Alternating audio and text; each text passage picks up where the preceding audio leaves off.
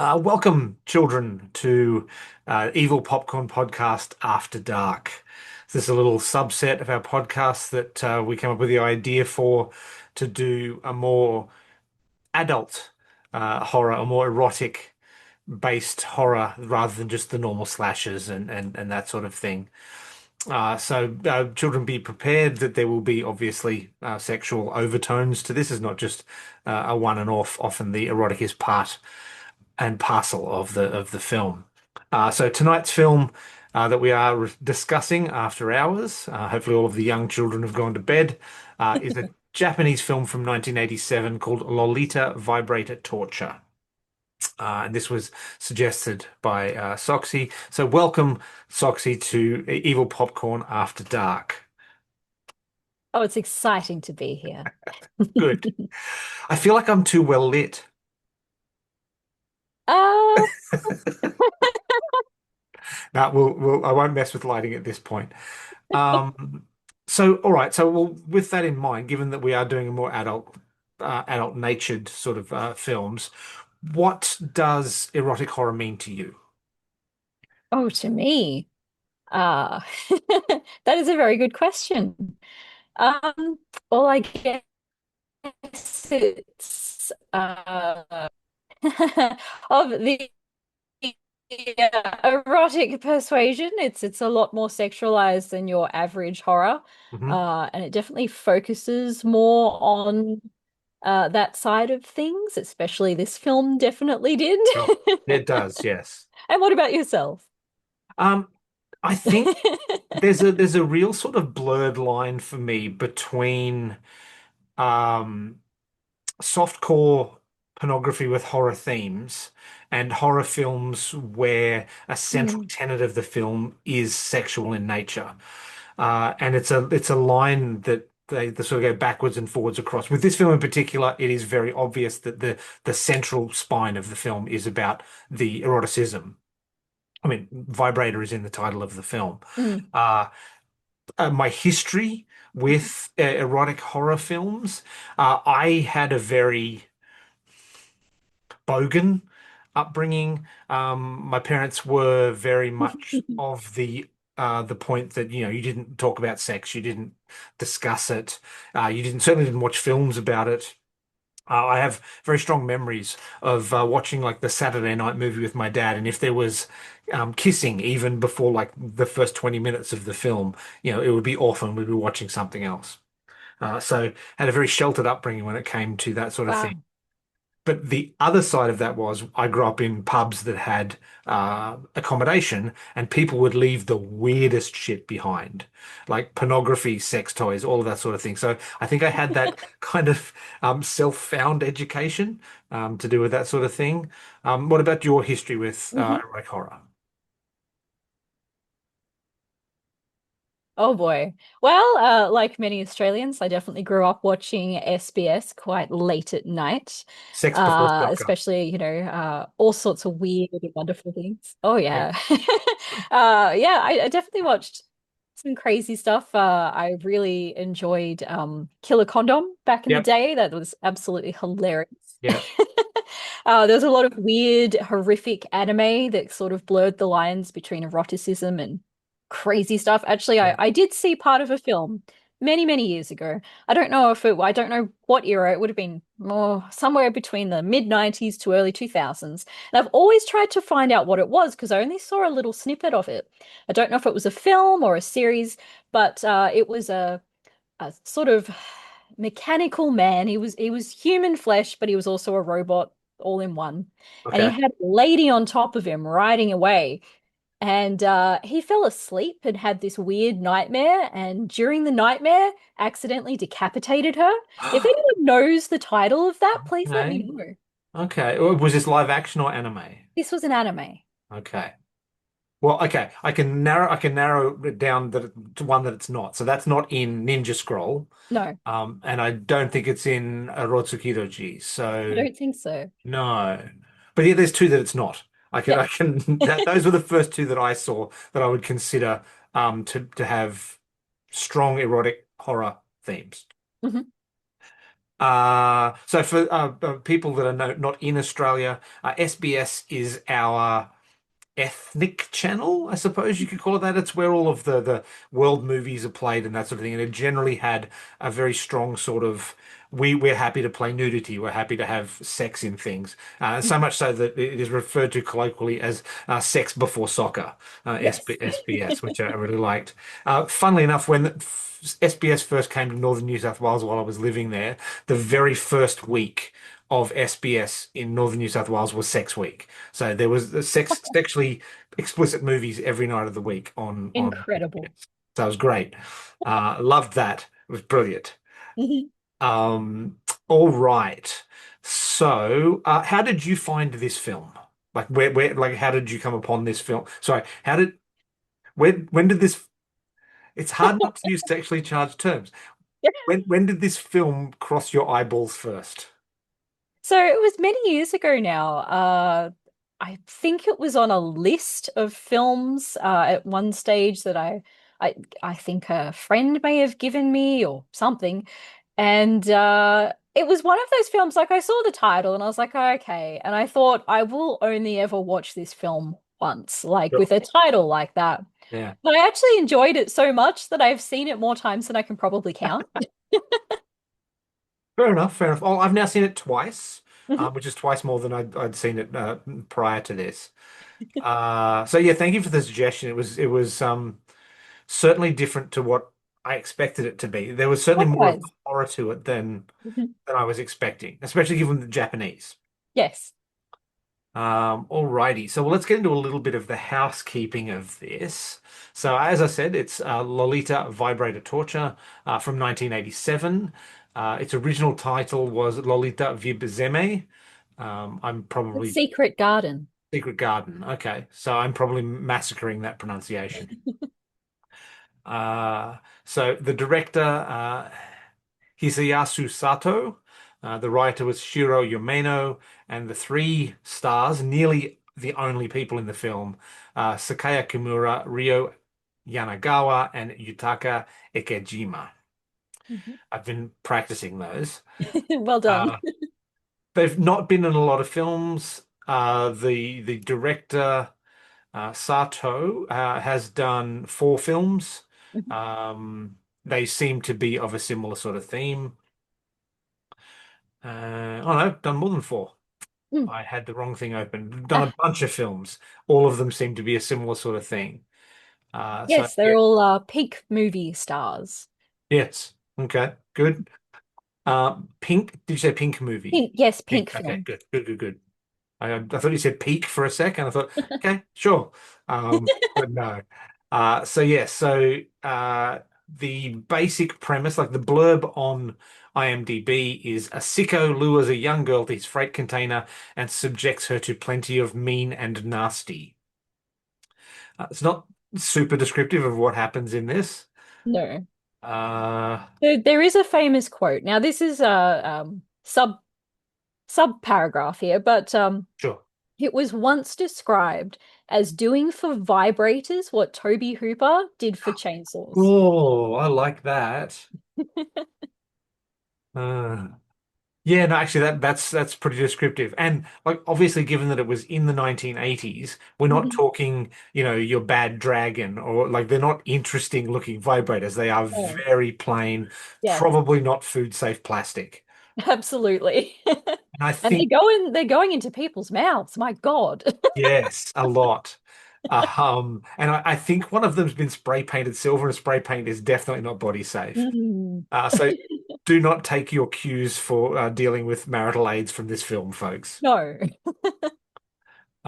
So yes. And okay, to be perfectly honest, the sex in it is quite tame by Mm. today's standards when you look at the internet.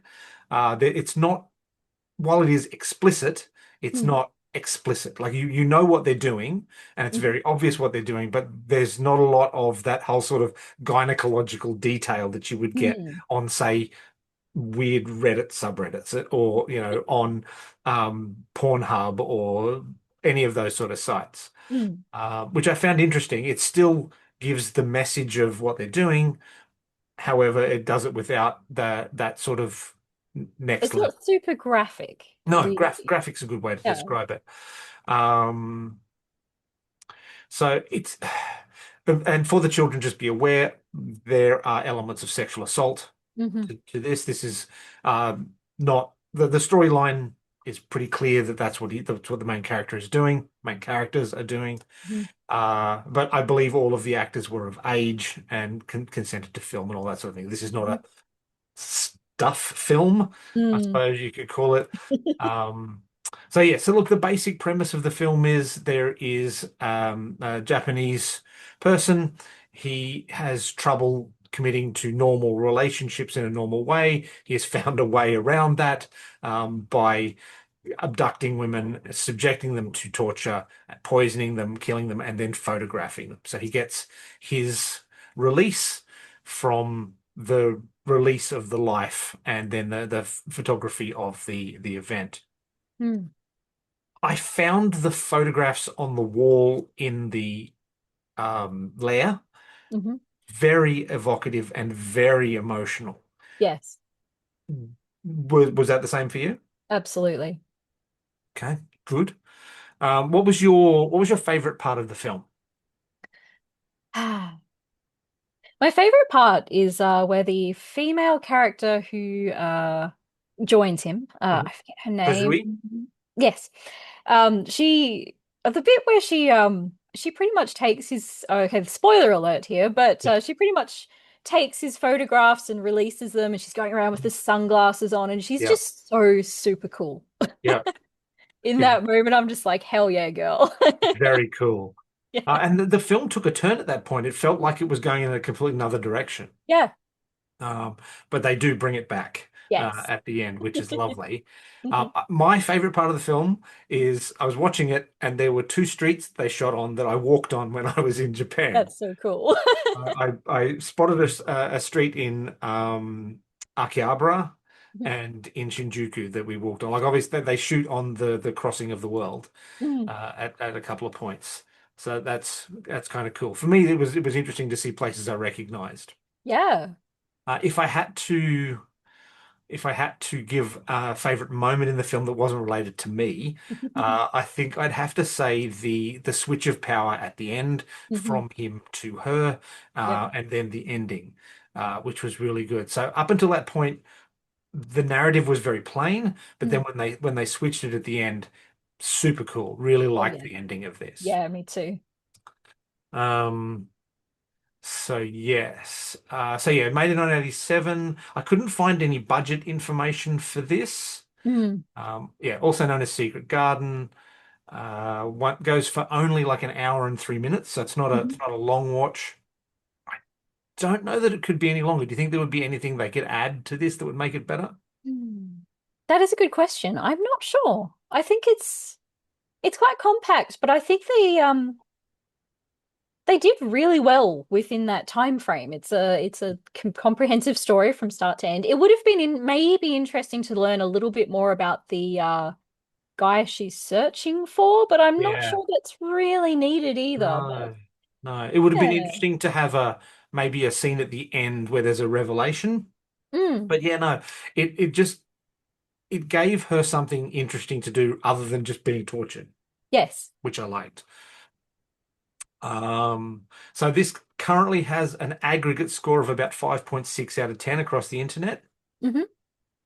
Um, and there's not a lot more information on the internet on this, which is fine. Mm. So you can track this down, children, at fedupmovies.com. Yep. It Uh, also did get a DVD release at one ooh, stage. any extras? I'm not sure. But it'll be Okay. interesting to find out. Yeah. So yeah, so just be aware, children, Mm. there is sexual assault, Mm. menstrual blood, some nudity, but not complete nudity. And the dog doesn't die. There's no pets in this that get killed. Didn't need a werewolf. Oh, would have been fun. Yeah, It'd be, it didn't need it, but it'd be pretty cool if one of his victims just suddenly turned into a turned into a werewolf. werewolf. Yeah, okay. Maybe they could do that for the sequel. or the Oh reboot. yeah. So, all right, do you have a score for this? I'm giving it a 4 out of 5. Okay. Okay. I'm going to sit it at a solid 3.25 only because I have less experience with erotic horror films, Mhm. and I would like to have it sort of in the middle because I'm sure there are better and I'm sure there are Oh, they worse. definitely are. Yes. Uh, so yes. Um, Actually, I might even suggest the next one. Okay. We did, children, there's a scene behind the curtain. We did have a brief conversation before we started recording about suggesting the next one. But I might actually suggest the first one that I ever watched, which was Ninja Scroll, which is an Um, anime. So it's been mhm. a very long time since I've seen Ninja Scroll, so I shall have to watch that again. Yes, definitely. Um, so yes, I don't think there's an awful lot more that we can say about this. Is there anything in particular you've been watching that you can recommend to the children? Oh boy, I have been watching a lot lately, but to try and keep it on theme, let me look at my recently watched list. You can go ahead first if you've got something. I haven't got anything in particular on theme, but Mm. I did watch a film. I mentioned it to Mr. Popcorn. It's a kind of reanimator Frankenstein-y thing called Patchwork. Okay. It is kind of on theme in that the main character is trying to create himself the perfect girlfriend out of three other women. And it has a really nice element in it where the three women that the body is made out of can communicate to each other inside the brain of the main character. So Oh, you see them interacting with each other in the sets, even though there's only one body. And it's a really nice little piece of storytelling. wow, that sounds amazing. Yeah. So Uh, Patchwork. It's from 2015. nice. Well, I did recently rewatch Queen of the Damned for the 100 millionth time in my Yeah. life. That has some pretty interesting sex scenes, especially the where they're in the hot tub with all the pedals and she's going down on him. Yeah, Yeah. that's definitely on theme. Just Yeah. Okay. Yeah. No, that works. yeah, Um, oh, actually, that's a good question we should do with these probably. And because consent is important yes. and no is a complete answer, you can say no to this suggestion. Did this film turn you on? No, no, not Hmm. this one. But I was worried that it was me. I think the themes in this are a little bit more on the horror side than the erotic side. So Yes. it felt weird to be turned on by it. Okay, cool. All right. I'm glad that's clear. Any plugs to do your plugs? Oh boy. So, definitely shout out to everyone at Dr. Scary's 3D Maze of Horror. Keep an eye out on our socials because we have some bookings coming up. Can't say anything yet, but we'll be doing some shows soon. A shout out to Clout's Hire Company. We've got a ghost train there, which is currently going up north. They've just done the Newman show. I believe Port Kennedy may be next, so keep an eye for them. I'm shout out to everyone who was a part of Dead Howling, which is coming out Australia wide in October. Ooh, exciting. I was a consultant and an extra on that film, so I'm really Nice. excited to finally get to see it. And to uh, Amityville, or sorry, what is it called? Amityverse Endgame, which is currently available for pre-sale on Indiegogo. I played a small part in that. It's an anthology. I was part of Amityville Down Under, which is one of the segments. Really excited to get that one on DVD. Okay. And I recently played a very small part in another feature film called Naked Alien Massacre, which Ooh. definitely, well, it's not erotic. It is a uh, nudist horror film. So all non-sexualized nudity. Sure. I'm really, really looking forward to that one. I've seen some behind the scenes on how they did the aliens for that. They're amazing. Most of that was filmed overseas, and then the parts I was in were only filmed here in Western Australia. So I'm looking forward to seeing how it all gets stitched together. Okay.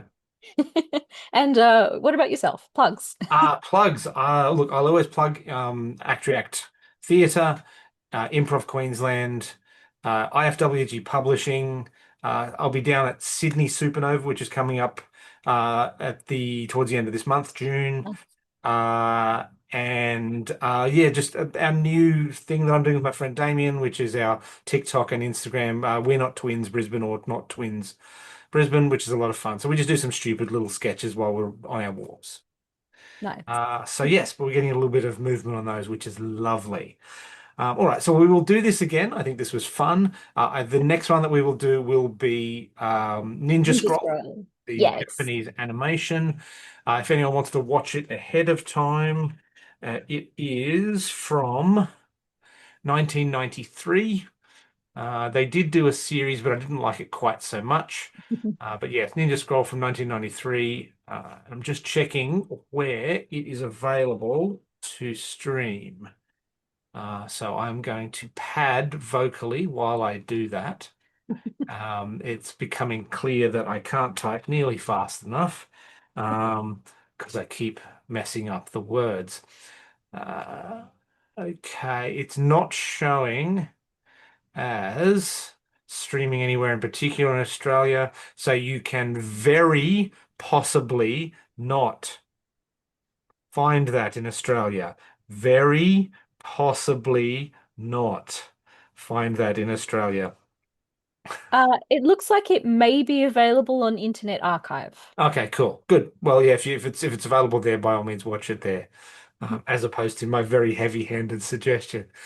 Um, so yeah. Yeah, so we will do that one next. Hmm. Um, if you've got any suggestions that maybe you think we haven't seen, please, children, send us in the message, and we will try and get it done. But this has been a lot of fun. I like broadening my horizons into this. What I would like to do, Hmm. apropos not of this, is to try and get Mr. Popcorn to watch something mainstream, That'd be amazing. like an action film or something like Fast and the Furious or something, Mhm. just to get out of your comfort zone. So watching this was an eye opener. Yes. So yeah. Well, anything else you'd like to add? Oh, No, did I do my review? Oh yeah, I did. Yes, sorry. it's all good. Anything you'd like to add? It's this has just been a lot of fun, and I look forward to the next one. We'll do the next one.